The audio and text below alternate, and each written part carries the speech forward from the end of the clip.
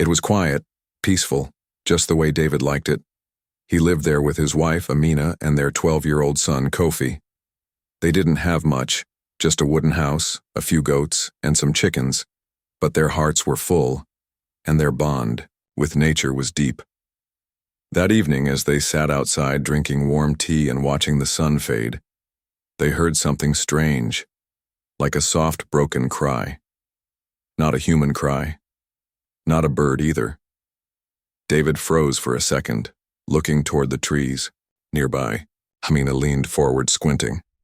"There it is again," she whispered.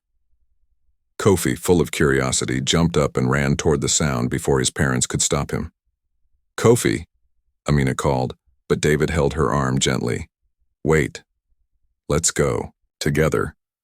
They moved carefully, following the sound until they saw a small shape curled near a fallen log. At first it looked like a wounded dog, but as they stepped closer, the truth stopped them in their tracks. It was a lion cub, tiny, trembling, his golden fur matted with dirt and scratches. His ribs showed through his sides, and his eyes, huge and scared, met theirs for a brief second before he tried to crawl backward, his paws weak. Amina's heart broke at the sight. "Oh no, he's just a baby. He must be lost," David said softly, "or abandoned, or maybe his mother." He couldn't finish the sentence. Kofi knelt slowly. "He's not growling, he's just scared." There was silence for a moment, only broken by the cub's shallow breathing. David looked around, cautious. If the mother is nearby, this could be dangerous. They waited for several minutes. No movement, no growl, no warning, just silence. "We can't leave him here to die," Kofi whispered. Amina looked at David. His eyes said it all. They wrapped the cub gently in an old blanket, his tiny frame no heavier than a newborn goat. The cub didn't resist, he was too weak. They brought him inside, cleaned his wounds, and gave him warm milk through a cloth. He drank slowly, then rested his head on Kofi's lap and fell asleep. That night, no one slept much. A lion cub inside the house? It was madness. But somehow, it felt right. Kofi named him Simba. The next few days were filled with silent prayers, nervous laughs, and careful feeding. Simba grew stronger. His eyes became brighter. He tried to walk again, though he stumbled often. Kofi played with him gently, teaching him how to chase softballs made of cloth. Amina, though still cautious, warmed up to his presence. David built a small pen outside where Simba could sleep and stay safe.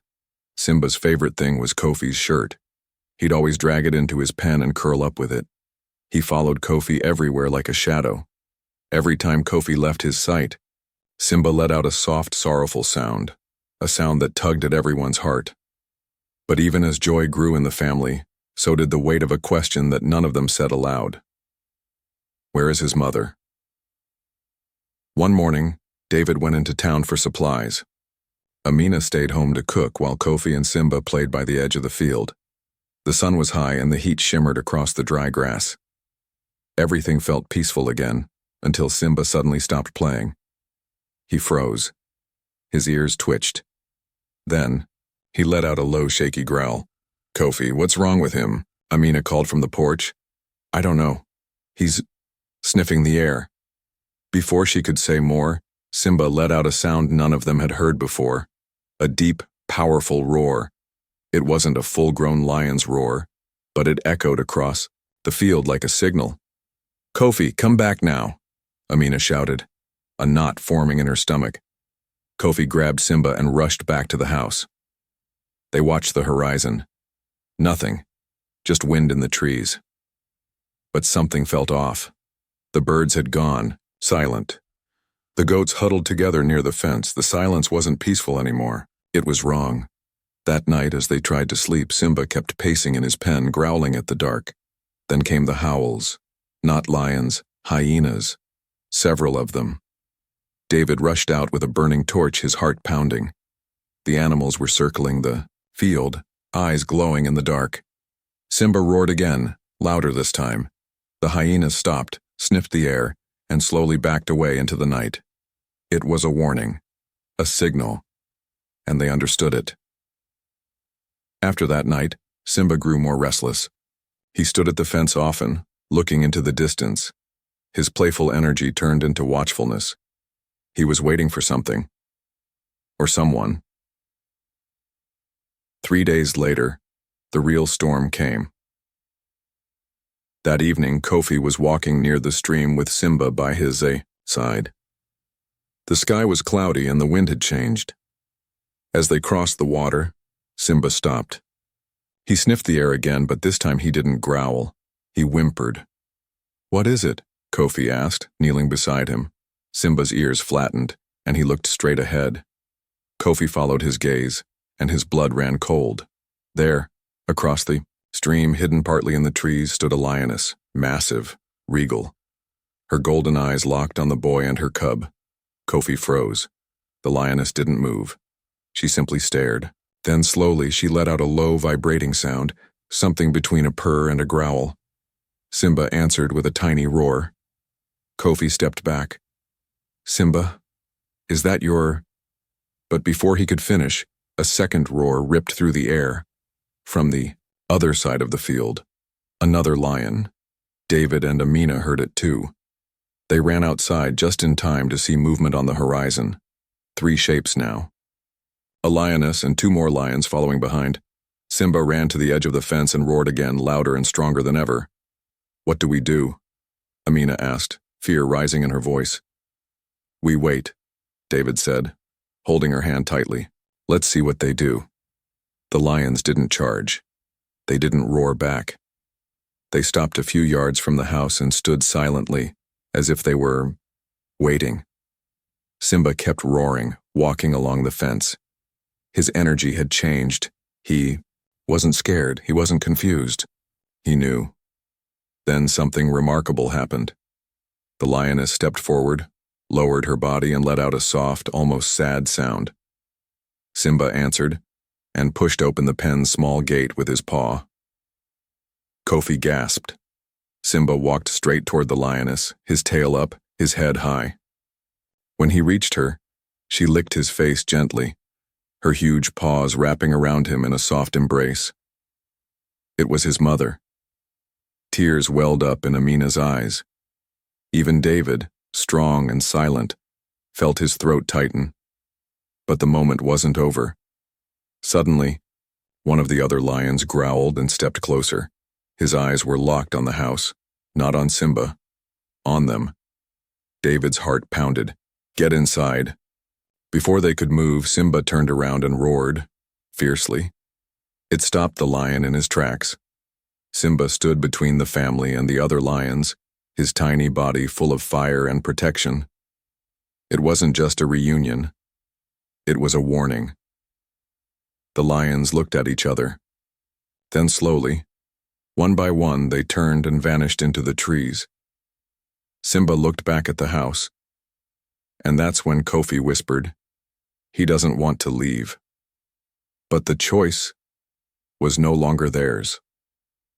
Simba stood in the field, halfway between 2 worlds, the wild, where his blood belonged, and the small wooden house where his heart had found a family. The lioness waited silently behind him, her tail swaying slowly, her golden eyes full of something deeper than instinct. It almost felt like understanding.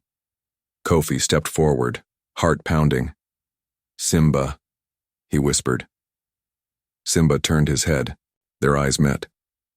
And in that quiet stare, something passed between them, something only a boy and a lion cub who had shared their souls could ever understand.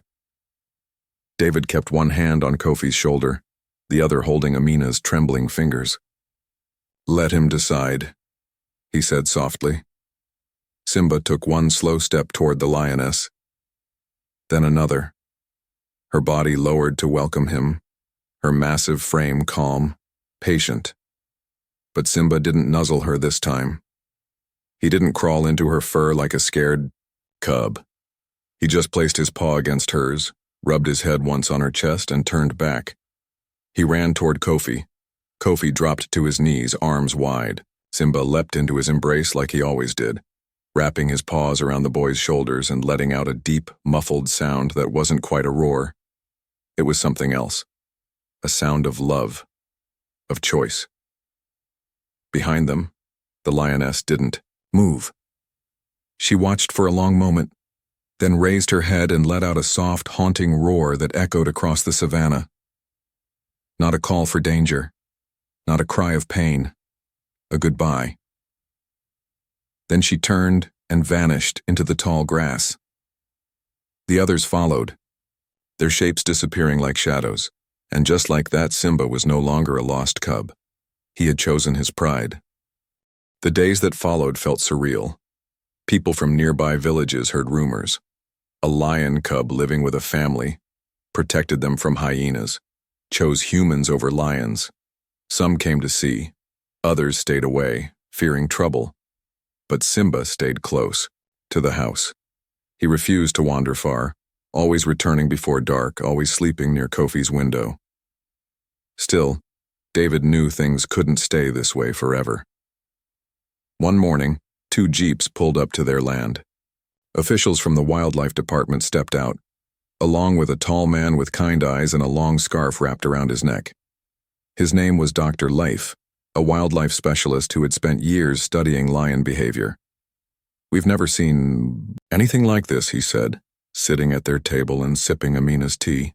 "A lion cub living as part of a human family. You've done something incredible here, but..." David knew what was coming. "You're going to take him." Dr. Leif nodded slowly. "He's growing fast. His instincts will return. In a few months, he could become dangerous without meaning to. He needs space, safety, a reserve where he can live freely. Maybe even reunite with his pride." Kofi stood up, eyes red. "But he's not dangerous. He protects us. He saved us." "Doctor," Leif looked at him with gentle eyes. "And that's exactly why this is so hard. Because Simba sees you as his family, but he's still a lion. And lions don't stay small." That night, Kofi lay in bed while Simba slept beside him, curled like a giant cat. His paws twitched as he dreamed. Maybe of his mother, maybe of hyenas, maybe of running across endless grasslands. Kofi whispered, "Are you happy here? Or are you just staying for me?" He didn't expect an answer, but Simba opened one eye, lifted his head, and licked the boy's cheek. It was his answer. The next day, the decision was made. Dr. Leif promised something different. Simba wouldn't be locked in a cage or put in a zoo. He would be taken to a vast protected reserve, monitored but free, and if he wanted, they would try to locate his mother again. "I want to go with him," Kofi said suddenly. Everyone froze. Dr. Leif blinked. "That's not how it usually works. I'm not asking to live there, just to help take him, so he knows I didn't leave him." David looked at Amina. She nodded, and so, 3 days later, a soft crate was placed in the back of a large truck. Simba didn't like it. He growled, paced, and clawed gently at the bars. But when Kofi climbed in and sat beside him, Simba calmed instantly. The ride was long across open plains and dusty roads. When they reached the reserve, it stretched wider than anything Kofi had ever seen. Thousands of acres of golden fields, water holes, trees, and far in the distance, lions. The gate opened. Kofi stepped out first. Simba followed slowly, his nose twitching at the new smells, his eyes scanning the horizon. And then, he roared. It wasn't loud, not at first, but it was strong, sure, and full of life. A few minutes passed. Then came the answer. A roar, deep and powerful, echoed back across the land. Dr. Leif smiled. "That's a lion welcoming call. Looks like someone remembers him." Kofi hugged Simba one last time, his arms tight around the growing frame of the cub. "Go. Be free. But don't forget me." Simba pressed his head against the boy's chest. One last goodbye. Then he turned and ran into the wild. Months passed. Kofi often sat outside at sunset, watching the horizon, listening for sounds only he and Simba used to know. Life went on. The goats had babies. The chickens kept laying eggs. But something always felt missing. Then one evening, as the sky turned purple, a jeep arrived again. It was Dr. Leaf. He stepped out with a grin. "Thought I'd give you an update." David and Amina welcomed him inside, but Kofi stood frozen on the porch. "He's alive?" the boy asked. Dr. Leaf chuckled. "Not just alive. He's thriving. Strong, fast, healthy. And you'll never believe this. He's back with his mother." Amina gasped. Kofi's eyes lit up. They found each other not long after we released. Him. She recognized him right away. They've been together ever since. Kofi's smile was quiet, but full.